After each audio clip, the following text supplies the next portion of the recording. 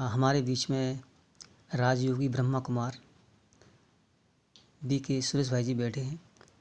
तो मैं उनसे पूछना चाहूँगा कि आप कितने साल से ज्ञान में हैं और विशेष आपका इस बाबा के ज्ञान में अनुभव क्या रहा। ओम शांति। ओम शांति। मुझे शरीर का नाम मेरे का सुरेश भाई है और मैं लगभग 1985 से इस ईश्वरीय विश्वविद्यालय का स्टूडेंट हूँ। जब मैं आया था तो मेरी मानसिक स्थिति बहुत ही खराब थी और जैसे ही मैं इस ज्ञान में आया और मुझे परमात्मा पिता का परिचय मिला, याद करने की विधि को सीखा, तो धीरे धीरे मेरे जीवन में 4 चांद लग गए। आज मैं ये कह सकता हूँ कि मैं पूरी तरह से सुखी हूँ और जिस सुख के लिए गाया जाता है कि अतीन्द्रिय सुख पूछना है तो गोपियों से पूछो। मैं हमेशा कहता हूँ अगर परमात्मा का सुख पूछना है तो मेरे से पूछो। और बड़ा मुझे फक्र रहता है, बड़े गर्व से मैं परमात्मा पिता का संसार को परिचय देता हूँ,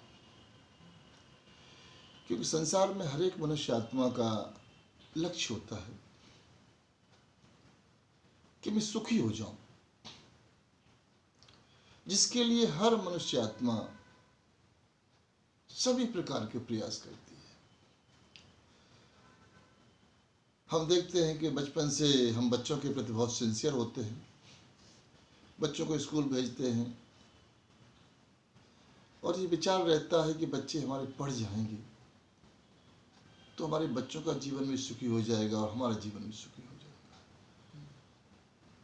हम बहुत प्रकार की उम्मीदें करते हैं,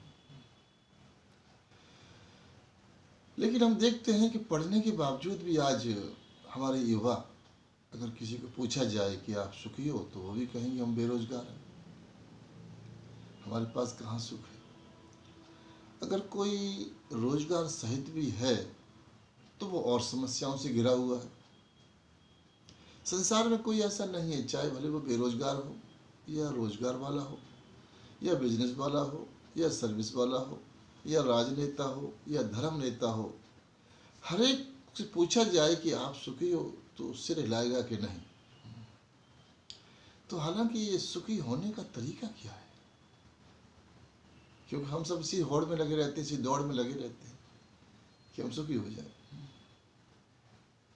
आज हम देखते हैं कि संसार में जो 3 प्रकार की सत्ताएं हैं, एक धर्म सत्ता है, एक राज सत्ता है और तीसरी विज्ञान की सत्ता है। सभी अपने अपने शिखर पर हैं। सभी धर्मों में धार्मिक आयोजन होते हैं, समाज को अपने धर्म के अनुसार क्रियाक्रम सिखाए जाते हैं, प्रार्थना पूजा पद्धति सिखाई जाती है कि जीवन कैसे भी सुखी हो जाए। राज सत्ताएं भी, हर देश का राष्ट्रपति या प्रधानमंत्री चाहता है कि मेरा देश सुखी हो जाए। हर राज्य का मुख्यमंत्री ये चाहता है कि मेरा राज्य सुखी हो जाए। प्रयास करते हैं, कुछ परिवर्तन भी दिखाई देता है, लेकिन पूरी तरह से समाज सुखी हो जाए ये संभव नहीं हो पा रहा।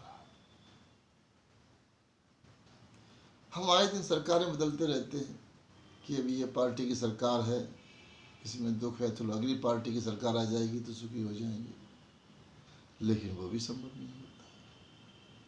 इसका मतलब है कि सुख कोई किसी और चीज का नाम है। जब मैं इस विद्यालय में आया था तो बहुत तरह की मानसिक प्रताड़नाओं से ग्रसित था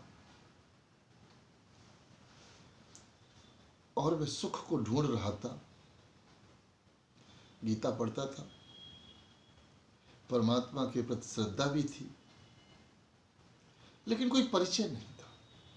जब मैं ईश्वरीय विश्वविद्यालय में आया तो मुझे परमात्मा पिता का परिचय मिला। हम सोचते थे, भगवान से हम उम्मीद रखते थे लेकिन हमें ये पता नहीं कि भगवान भी हमसे कुछ उम्मीद रखता है। लोग भगवान से दुआएं मांगते हैं, आशीर्वाद मांगते हैं, कृपा मांगते हैं, प्रार्थना करते हैं, लेकिन जानते नहीं कि परम पिता भी एक पिता है। जैसे लौकिक माता पिता बच्चे से उम्मीद रखते हैं, अगर बच्चा उन उम्मीदों को पूरा करता है तो लौकिक माँ बाप की उसको आशीर्वाद मिलती है, लौकिक माता पिता उसको दुआएं देते हैं।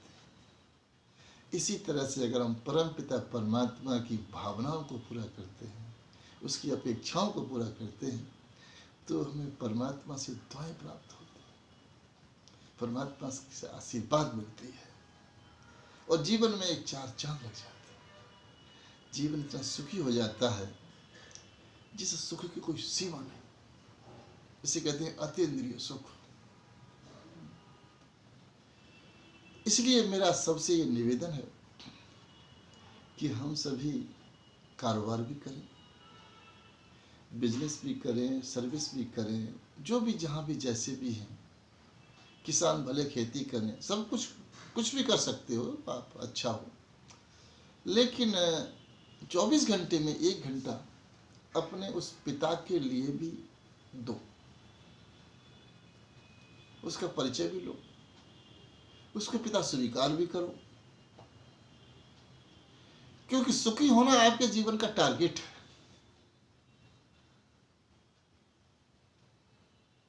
आप हर कार्य के पीछे सुख ढूंढते हो, हर संबंध के पीछे सुख ढूंढते हो, हर व्यक्ति से सुख की अपेक्षा करते हो, सरकार से सुख की अपेक्षा करते हो, समाज से सुख की अपेक्षा करते हो, संबंधों से सुख की अपेक्षा करते हो। लेकिन ये सब क्यों नहीं है? इसके पीछे एक ही मूल कारण है। मैं हमेशा संसार को चुनौती देता हूँ कि संसार में बहुत सारे प्रयास हो रहे हैं, विज्ञान भी अपना बहुत सारा डेवलपमेंट कर रही है, लोगों की सुख सुविधाओं के साधन तैयार हो रहे हैं, अच्छे अच्छे कैमरे बन रहे हैं, अच्छे अच्छे मोबाइल बन रहे हैं, अच्छे अच्छे एरोप्लेन बन रहे हैं, फौज के अनेक अच्छे अच्छे साधन तैयार हो रहे हैं, मिलिट्री के भी। लेकिन संसार सुखी नहीं हो पा रहा है जब तक संसार सुखदाता से परिचित नहीं होगा, सुखदाता को अपना पिता स्वीकार नहीं करेगा, सुखदाता की उम्मीदों को पूरा नहीं करेगा, तब तक ये संसार सुखी नहीं हो पाएगा। इसके लिए उसको ईश्वरीय विश्वविद्यालय में जाना पड़ेगा और परमात्मा जो अपना पिता है हमारा, उसका परिचय लेना पड़ेगा, उससे संबंध जोड़ना पड़ेगा। तो मेरा सबसे ये निवेदन है कि आप प्रजापिता ब्रह्मा कुमारी ईश्वरीय विश्वविद्यालय में आकर अपने उस पारलौकिक पिता का परिचय लो, उसकी आपसे क्या उम्मीद है, वो आपसे क्या अपेक्षाएं रखता है, उन अपेक्षाओं को पूरा करो और एक ईश्वरीय सुख, अतीन्द्रिय सुख, जिसके लिए हमारे ऋषि मुनि जंगलों में गए, लोगों ने संन्यास किया कि भगवान के प्यार की एक झलक मिल जाए, लेकिन उनको प्राप्त नहीं हो पाई, आज वो सहज उपलब्ध हो रही है। तो मैं संसार के सभी बंधुओं से, सभी बहनों से, सभी भाइयों से निवेदन करता हूँ कि वो इस सुख से वंचित न हों। यही सुख का सार है, संपूर्ण सुख यही है, ईश्वरीय आनंद यही है, और जिसकी हम ढूंढते हैं, जिसको हम देखते हैं कि भगवान से सुख मिले, भगवान से सुख की मांग भी करते हैं कि हे भगवान हमें सुख दो, लेकिन मिलता क्यों नहीं है? क्योंकि भगवान और हमारे बीच में बहुत दूरी है, भगवान और हमारे बीच में संबंध का अभाव है, भगवान और हमारे बीच में प्यार का अभाव है। इस कारण से संसार कोशिश कर रहा है सुखी हो जाए, लेकिन सुखी हो नहीं पाएगा जब तक वो सुखदाता का सानिध्य स्वीकार नहीं करेगा। अच्छा, आप सबको धन्यवाद। ओम शांति।